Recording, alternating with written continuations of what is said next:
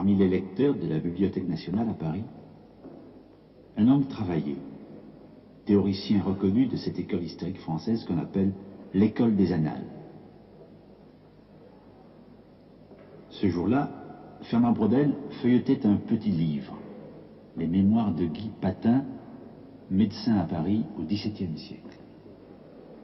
L'histoire nouvelle, c'est une relecture, c'est une remise en cause. Non seulement, je dirais, des documents qu'on trouve dans les livres, mais des documents inédits que l'on trouve souvent dans les archives. Et pourquoi il est si agréable de travailler ici, de travailler tranquillement. Et je dirais presque toujours hors du temps, dans sa jeunesse. C'est comme si, à ce moment-là, le temps n'existe plus. Le temps extérieur, le temps de la rue et de la vie. Le temps tout de même vécu n'existe plus. C'est pas si mal. C'était bien une réflexion à lui, ce propos sur le temps. Nous connaissions Fernand Braudel depuis le début de notre enquête. Qu'est-ce que c'est que l'histoire pour l'historien d'aujourd'hui? C'est-à-dire qu'il y a 36 définitions de l'histoire pour les 36 historiens, plus de 36 historiens. Chaque historien a sa conception de l'histoire. Il n'y a pas une histoire, mais des histoires. Il y a des historiographies différentes, il y a des écoles d'histoire. Et vous avez des historiens qui restent fidèles au récit traditionnel et qui d'ailleurs ils sont quelquefois très remarquables. Pour moi, qu'est-ce que c'est le récit traditionnel? Eh bien, le récit traditionnel, c'est de considérer que l'histoire se déroule sur un fil, comme un film qui serait très étroit, et que les événements se succèdent les uns les autres, se commandent les uns les autres, et c'est même, sous ces apparences assez banales, c'est une philosophie de l'histoire, de croire que les événements qui font du bruit conduisent le monde. Quel genre d'événements? Eh bien, la rencontre de hommes politiques célèbres, la réunion d'un congrès de parti, la prise de pouvoir par un autre. Et on a le sentiment que tout change à partir de là et que tout ce qui va surgir ne sera que la conséquence. C'est la lecture par les sommets. La lecture par les sommets, ou les faux sommets, c'est les faux sommets, les sommets apparents. L'histoire en train de se faire se signale par des couleurs très vives, des éblouissements, des mises en humeur catégoriques, une sorte de tragédie à laquelle beaucoup d'historiens ne croient pas, et moi le premier. C'est ça. Alors pour vous, qu'est-ce que c'est l'histoire? L'histoire, c'est un dépassement de l'événement.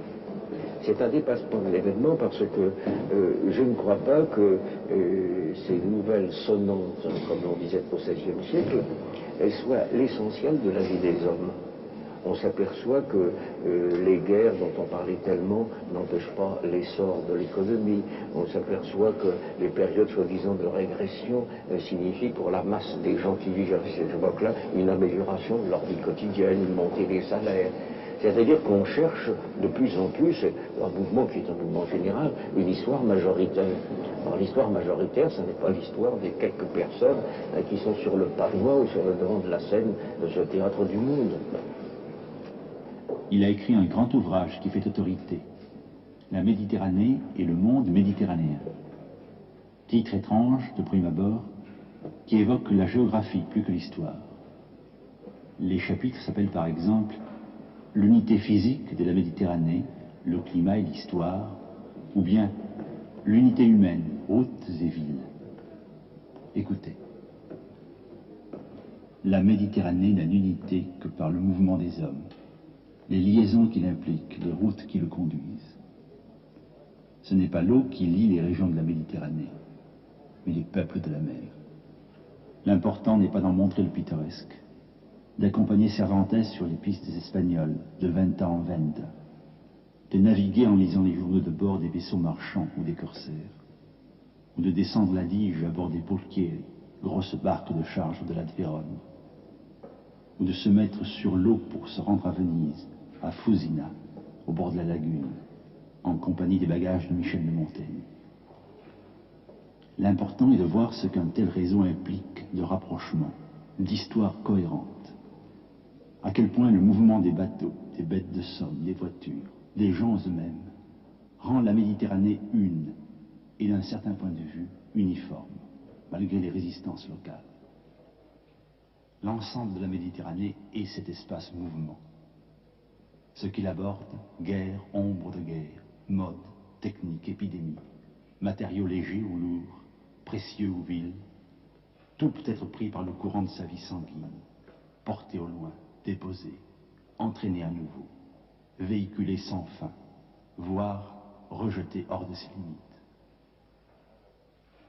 Il ajoute en bas de page dans l'édition de 1966, « D'ici 10 ans, si les voies ouvertes ici sont reprises et prospectées avec fruit, il faudra réécrire ce chapitre de fond en comble. Car le temps n'effraie guère les historiens. Un sujet de thèse comme celui-ci a demandé normalement à son auteur 10 ou 15 années, parfois davantage. Il est donc intimement, profondément ancré en lui. Pour Fernand Braudel, la longue histoire de son œuvre est liée à celle d'une conversion, opérée lentement dans sa vie. Vie, œuvre, conversion, comment les séparer? Nous avons saisi quelques points de repère, quelques fragments. Je me suis trouvé, agrégé d'histoire, professeur de lycée, je ne dis pas sans avoir réfléchi, mais sans avoir beaucoup réfléchi. Si bien que j'ai enseigné l'histoire telle que mes bons maîtres me l'avaient apprise, une histoire événementielle, une histoire biographique, une histoire politique, d'autant plus que les programmes de lycée m'en faisaient une obligation. J'avais l'avantage d'être professeur en Algérie, j'ai notamment été longtemps professeur au lycée d'Alger, Oui. et ce n'est que peu à peu que je me suis aperçu qu'une autre histoire était possible. Il avait choisi comme sujet de thèse la politique étrangère de Philippe II en Méditerranée. 15 ans après, le livre achevé s'appelait « La Méditerranée et le monde méditerranéen à l'époque de Philippe II ». Dans cette inversion se situent toutes les théories de Fernand Braudel sur l'histoire, sur les rapports de l'histoire et du temps. Les événements, bizarrement, l'ont aidé, lui, le théoricien du non-événementiel. C'est qu'en 1939, brusquement, la guerre, je suis sur la ligne Maginot, et ensuite je suis en Allemagne, dans un camp de prisonniers, pendant 5 ans. Et c'est là, pendant cette période de captivité, que j'ai mis au point, uniquement d'après mes souvenirs, ce qui vous paraîtra extravagant, mais j'ai une très très bonne mémoire, j'ai fini par reconstituer, je dirais, le livre qui a été publié par la suite sous le nom La Méditerranée, le monde méditerranéen, à l'époque de Philippe II. Mais j'ai mis un temps considérable. Et où la Méditerranée joue le rôle principal par rapport Oui, à la Méditerranée est le personnage central. Alors justement, changeant de sujet, c'est pas simplement un changement de sujet, comme on passe d'un sujet à un autre, c'est un changement de niveau de lecture et finalement de conception de l'histoire, je crois. C'est-à-dire que je me suis trouvé brusquement devant une problématique nouvelle même pour moi, devant des problèmes auxquels je n'avais pas pensé. Je suis tombé en quelque sorte dans une sorte de traquenard que je m'étais tendu à moi-même et sur lequel j'ai eu le temps de réfléchir pendant mes années de captivité. Je ne dis pas que je n'aurais pas écrit La Méditerranée si je n'ai pas été prisonnier pendant 5 ans, mais je n'aurais pas écrit de cette façon bizarre. Enfin, j'ai rêvé sur la Méditerranée, je l'ai vue de loin, je l'ai reconstituée, si vous voulez, je dirais presque matériellement.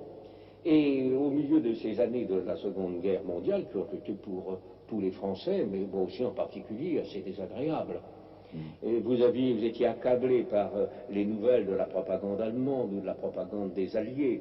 On croyait d'un côté comme de l'autre, ça allait se terminer avec rapidité. Donc vous étiez assailli par une sorte d'histoire événementielle. Et cette histoire événementielle, il fallait la refuser à chaque instant, en pensant que la guerre était organisée sur des rythmes beaucoup plus profonds, et que ces rythmes, c'était des rythmes très longs. Non seulement il fallait avoir beaucoup de patience, mais il fallait essayer de détecter quels étaient ces mouvements profonds qui conduisaient en quelque sorte à l'histoire. Alors, à force d'échapper au temps de l'histoire en train de se faire, c'est comme si l'on prenait la position de Dieu le Père pour voir les choses, je dirais, dans leur éternité et dans leur immobilité.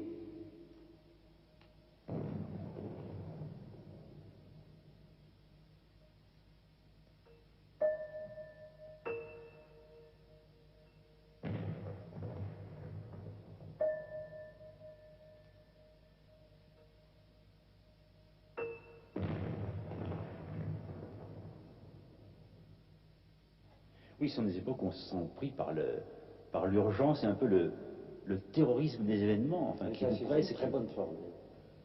Mais les événements terrorisent l'historien dans le passé, comme les événements de l'actualité terrorisent l'homme qui réfléchit sur son sort et le sort de son pays.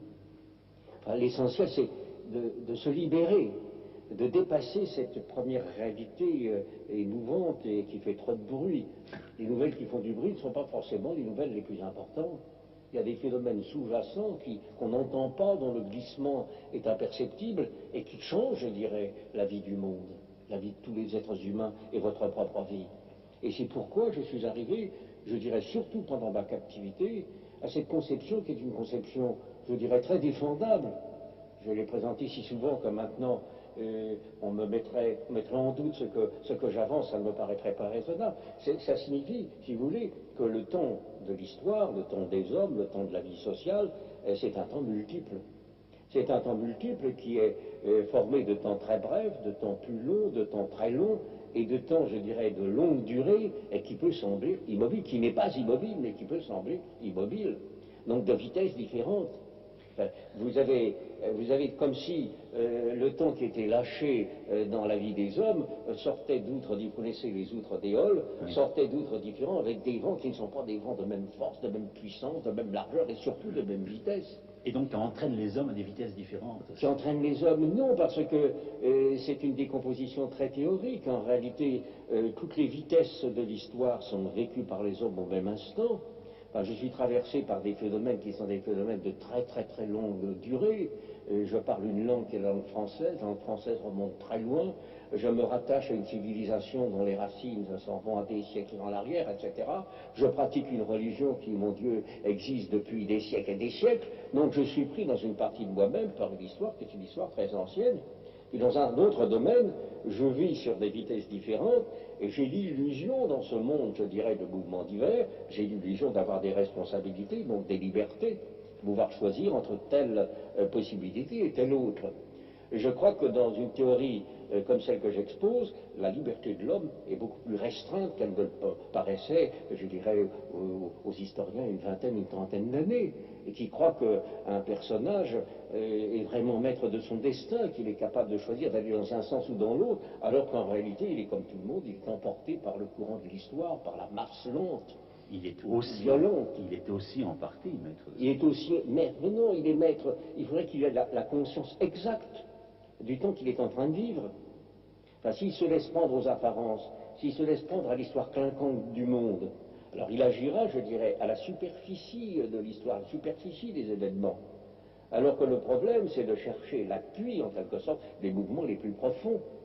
Si les mouvements profonds sont à votre faveur, quelle que soit votre qualité d'intelligence, si vous êtes un des maîtres de la politique, un des maîtres de l'économie, vous serez servi, poussé en avant, au-delà de vos mérites, au-delà même de vos réflexions.